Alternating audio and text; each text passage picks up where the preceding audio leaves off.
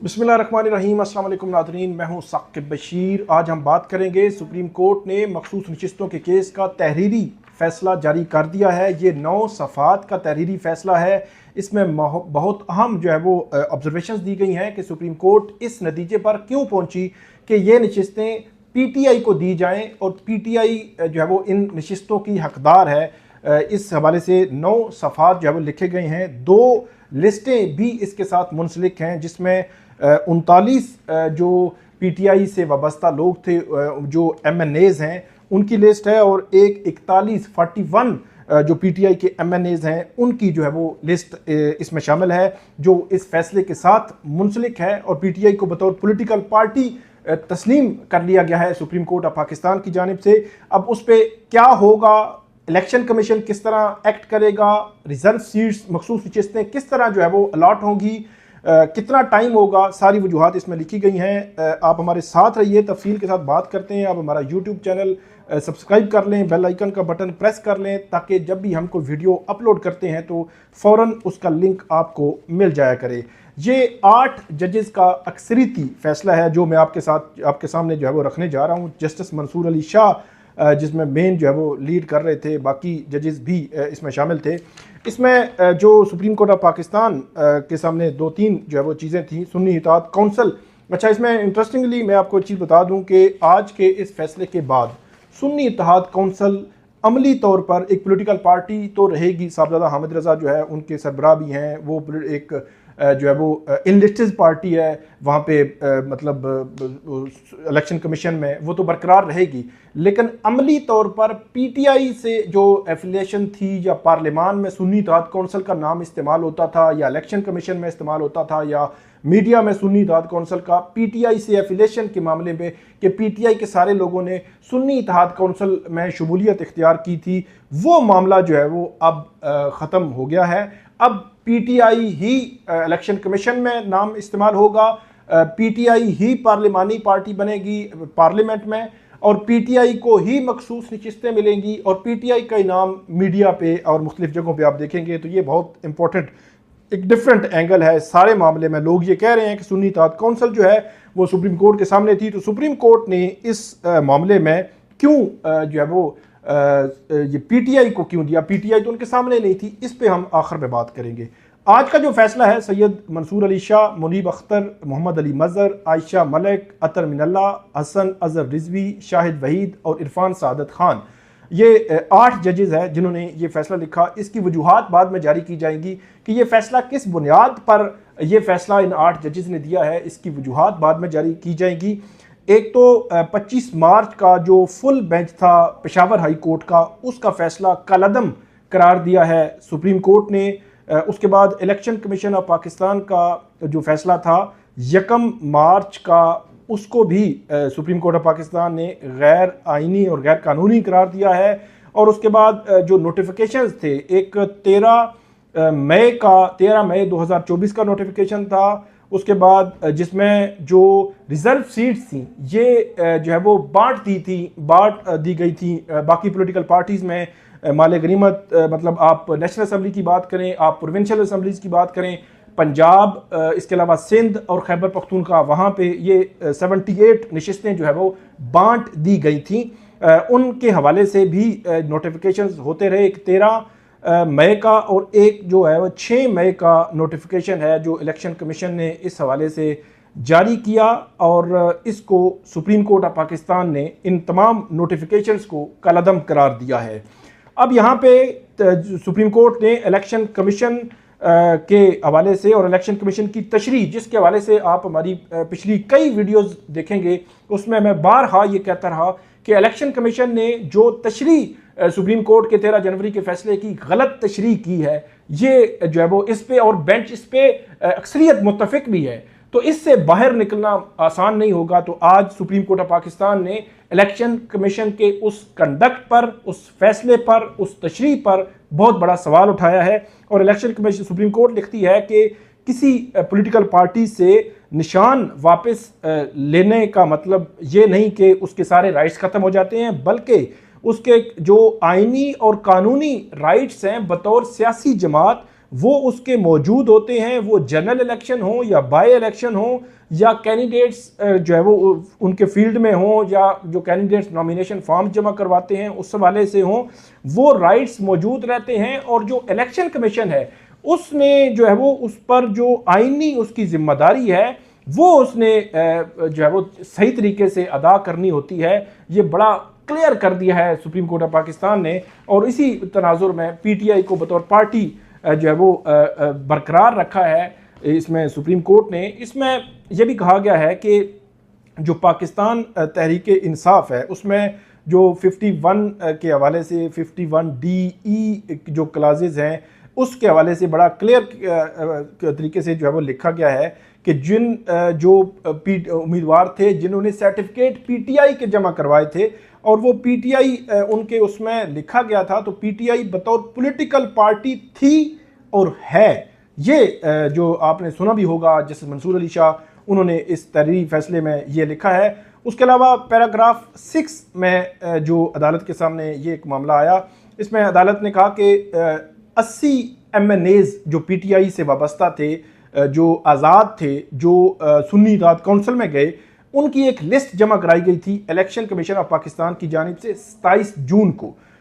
उसमें जो मंसूर अली शाह साहब जो लिखते हैं कि उनमें 3 किस्म की कैटेगरीज थी कि एक कैटेगरी ये थी कि एक जो डिक्लेरेशन था या स्टेटमेंट थी कि उन्होंने डिक्लेरेशन दिया हो अपने नॉमिनेशन फॉर्म के साथ कि वो फलां पार्टी से बिलोंग करते हैं। दूसरा ये था कि सर्टिफिकेट पार्टी एफिलिएशन का सर्टिफिकेट था सेक्शन 66 ऑफ इलेक्शन एक्ट 2017। और तीसरा उन्होंने कहा कि डिक्लेरेशन था, एफिडेविट था सेक्शन 66 का सर्टिफिकेट के। ये 3 कैटेगरीज इन्होंने बनाई हैं। सुप्रीम कोर्ट ने ये लिखा है कि ये 3 किस्म की कैटेगरीज थी। इसमें सुप्रीम कोर्ट ये लिखती है कि 39 कैंडिडेट्स जो पीटीआई के MNAs हैं, 39 उनकी जो है वो नाम भी मैं आपको मुख्तसरन जल्दी जल्दी बता देता हूँ। इन 39 कैंडिडेट्स ने जो पीटीआई के हवाले से अपने एफिडेविट या जो सर्टिफिकेट है वो जमा करवाया था और ये पीटीआई से ही इनकी वाबस्तगी जो है वो बनाई गई है। और इनके सर्टिफिकेट्स में मतलब इलेक्शन कमीशन ने जो रिकॉर्ड जमा कराया उसमें ये साबित हुआ है कि ये 39 पीटीआई से ही लिंक थे। ये इलेक्शन कमीशन ने भी अपने रिकॉर्ड में माना है। ये इस पैराग्राफ जो है वो 7 मैं आपके सामने जो है वो पढ़ रहा हूँ, जिसमें 39 कैंडिडेट्स का जो है वो जिक्र किया गया है सुप्रीम कोर्ट की जानिब से। और ये 39 कैंडिडेट्स जल्दी जल्दी मैं पढ़ देता हूँ। ये जो है वो हैं, सवात से भी हैं, अजमल अली ख़ान है, सलीमुर रहमान है, सोहेल सुल्तान है। इसके अलावा लोअर दीर से हैं 1-2 से, मालाकंड से, एबटाबाद सवाबी 1-2, मर्दान 4 सदा, पेशावर से 5-6 हैं, नौशहरा से ये सारे जो है वो असद कैसर हैं, अली ख़ान जुदून हैं, शहराम ख़ान हैं, मुजाहिद अली हैं, अनवर ताज हैं, फ़ज़ल मोहम्मद ख़ान हैं, अरबाब आमिर अयूब हैं। उसके अलावा लकी मरवत से है शेर अफजल मरवत। अब ये भी देखना होगा कि शेर अफजल मरवत जो है वो वापस आते हैं, वो यूके में थे। सरगोदा 1 जो 2 सरगोदा 2 और 3 और फैसलाबाद 1-2। इसके अलावा फैसलाबाद से ही जो है वो 3-4 और हैं, शेखुपुरा से, लाहौर से, साहिवाल, मुल्तान, लोधरा, रहीम यार खान, कोट अद्दू, लिया और डीजी खान ये हैं। जरताज गुल भी इसी में आती हैं, अवैस हैदर जखड़ हैं। इसके अलावा दीगर जो मखदूम जो जैन कुरैशी हैं वो भी हैं, राना मोहम्मद फराज नून हैं, मुमताज़ मुस्तफ़ा हैं, मोहम्मद शबीर अली कुरैशी हैं। तो ये कैंडिडेट्स 39 हैं जिनको ये कहा गया है कि name of candidates affiliated with the Pakistan Tehreek Insaf as per the list verified from the data provided by the election commission of Pakistan. कि इलेक्शन कमीशन ने जो डाटा दिया है उनके मुताबिक ये 39 कैंडिडेट्स जो है वो पीटीआई से वाबस्ता हैं। अब जो बाकी 41 कैंडिडेट्स लिखा गया है, टोटल 80 की लिस्ट दी गई थी, तो 41 का फ्यूचर भी बताया है सुप्रीम कोर्ट ऑफ पाकिस्तान ने। इन 41 में जो हैं इस हवाले से चतराल से हैं, अपर दीर से हैं, बडग्राम, मर्दान, मोहम्मद, खैबर जो है वो, इसके अलावा नौशहरा, कोहाट, उसके अलावा हाफजाबाद से हैं, वज़ीराबाद से, गुजरावाला, मियाँ वाली, बखर, चनियोट, फैसलाबाद, टोबा टेक सिंह, जंग, शेखुपुरा, उकाड़ा, रहीम यार खान, मुजफ्फरगढ़, कोट अद्दू, तौनसा, ये उन जो है वो इलाकों से हैं। ये सारे MNAs मुख्तलिफ मुल्क भर के मुख्तलिफ इलाकों से हैं, जिन कैंडिडेट्स के जो इसमें जो आज़ाद इलेक्शन ने लिखा है नेम ऑफ इंडिपेंडेंट कैंडिडेट्स, जो 80 की लिस्ट जमा कराई गई थी इसमें से ये इंडिपेंडेंट कैंडिडेट्स आयशा नज़ीर भी हैं, इसमें जावेद इकबाल भी हैं, जमशेद अहमद भी हैं, मोहम्मद अहमद चट्ठा भी हैं, अब्दुल लतीफ़ भी हैं, साहबजादा सिबकतुल्ला हैं, मोहम्मद नवाज़ खान हैं और दीगर इस लिस्ट में शामिल हैं। तो अच्छा, इन जो 41 कैंडिडेट्स हैं इनका फेट क्या होगा, ये भी सुप्रीम कोर्ट ऑफ पाकिस्तान ने अपने लेटर में लिखा है कि ये जो 41 कैंडिडेट्स हैं 39 कैंडिडेट्स पीटीआई के सुप्रीम कोर्ट ऑफ पाकिस्तान ने डिक्लेयर कर दिए हैं कि ये पीटीआई के हैं और वो उनको कोई डिक्लेरेशन फर्दर जमा कराने की ज़रूरत नहीं है। 41 जो हैं इनके हवाले से कहा गया है कि ये डिक्लेरेशन जमा करवाएंगे सुप्रीम कोर्ट ऑफ पाकिस्तान जो इलेक्शन कमीशन के सामने 15 वर्किंग डेज, आज से ऑनवर्ड 15 वर्किंग डेज के अंदर अंदर जो स्टेटमेंट्स हैं वो इलेक्शन कमीशन में जमा करवाएंगे कैंडिडेट्स के वो किस पॉलिटिकल पार्टीज़ में जाना चाहते हैं और इलेक्शन कमीशन फिर उसको एग्जामिन करेगा, जो पॉलिटिकल पार्टी है उसको भेजेगा, ड्यूली जो है वो उससे वेरीफाई जो है वो कराएगा और उसके बाद इलेक्शन कमीशन उसको देखने के बाद जो अगर कोई भी सूरत हाल जो है वो होती है तो मतलब ये है कि 41 कैंडिडेट्स अपने सर्टिफिकेट देंगे, इलेक्शन कमीशन उसको देखेगा, एक मखसूस टाइम दिया गया है, पॉलिटिकल पार्टी भी अपनी जानिब से दे सकती है, इलेक्शन कमीशन पॉलिटिकल पार्टी को भेज सकता है कि ये लोग जो है वो आपकी पार्टी में शामिल हो रहे हैं। फिर जो ये एक लिस्ट जो है वो बन जाएगी, उसके बाद सुप्रीम कोर्ट ये कहती है कि पीटीआई इस हवाले से अपनी रिज़र्व सीट के लिए जो लिस्ट है वो जमा करवा सकेगी। जो नेशनल असम्बली के हवाले से लिखा गया है कि 15 वर्किंग डेज़ में वो लिस्ट जो है वो जमा करवा सकेगी और जो इलेक्शन एक्ट 2017 के मुताबिक ये लिस्ट जो है वो जमा करवाई जाएगी और इलेक्शन कमीशन फिर एज़ पर जो है वो लॉ जो ख़वातीन की और गैर मुस्लिमों की जो मखसूस नशिस्तें हैं वो अलॉट करेगा उन पीटीआई के लोगों को जो उनके मुताबिक उनको मिलती हैं, जो उनकी जो मुतनासिब नुमाइंदगी के मुताबिक जो नशिस्तें उनके वो हकदार हैं वो उनको मिलेंगी। सुप्रीम कोर्ट ने तय किया है कि ये जो नशिस्तें हैं मखसूस नशिस्तें पीटीआई को मखसूस नशिस्तें मिलेंगी, ख़वातीन की और गैर मुस्लिमों की मिलेंगी और पूरा एक प्रोसीजर जो है इलेक्शन कमीशन को दे दिया है। अच्छा, इसमें पैराग्राफ 10 जो है वो बड़ा अहम है, इसमें बड़ी अहम जो है वो चीज़ लिखी गई है। पैराग्राफ 10 में सुप्रीम कोर्ट जो है वो ये लिख रही है कि यही ऑर्डर जो है खैबर पख्तूनख्वा, पंजाब और सिंध उस पर भी ये जो यही ऑर्डर जो है वो अप्लाई होगा। इसके पैरा लिख दिए हैं जो माइनॉरिटीज़ की और मखसूस नशिस्तों के हवाले से, मतलब टोटल 78 है। कौमी असम्बली और सूबाई असम्बली, 3 सूबाई असम्बली की जो नशिस्तें हैं टोटल ये 78 नशिस्तें बनती हैं। तो इसके हवाले से सुप्रीम कोर्ट ने वंस फॉर ऑल ये मामला सेटल कर दिया। लेकिन बात यहीं पे नहीं रुकी, सुप्रीम कोर्ट ये कह रही है कि अगर इलेक्शन कमीशन या पीटीआई अगर वो ये चाहें कि किसी मामले में कोई क्लैरिफिकेशन की ज़रूरत है कि कोई पैराग्राफ उस मामले में, तो वो एक दरख्वास्त दायर कर सकेंगे जो दरख्वास्त इन 8 जजेस के सामने लगेगी और 8 जजेस उस पर कोई अप्रोप्रिएट ऑर्डर जो है वो पास कर देंगे। ये एक अलग से एक रास्ता भी रखा है सुप्रीम कोर्ट ने और ये इस रास्ता जो है वो रखने के पीछे वजह, सबसे बड़ी जो वजह ये है कि 13 जनवरी को जो सुप्रीम कोर्ट ने फैसला दिया था उस फैसले के बाद सूरत हाल ये बनी कि सुप्रीम कोर्ट के गलत तशरीह की इलेक्शन कमीशन ने 2 फरवरी को और आज मतलब अंदाज़ा लगाएं कि 2 फरवरी को इलेक्शन कमीशन ने गलत तशरीह की थी और आज जब हम बात कर रहे हैं तो 12 जुलाई है, मतलब 12 जुलाई तक जो है वो इस गलत तशरीह का कोई मुदावा नहीं हो सका और पूरा सिस्टम जो है वो उखाड़ बिछाड़ के पता नहीं कहाँ से कहाँ जो है वो पहुँचा दिया गया। तो ये एक अजीब सी सिचुएशन, अजीब सी सूरत हाल इस सारे मामले में जो है वो बज़ाहिर जो है वो बनी है।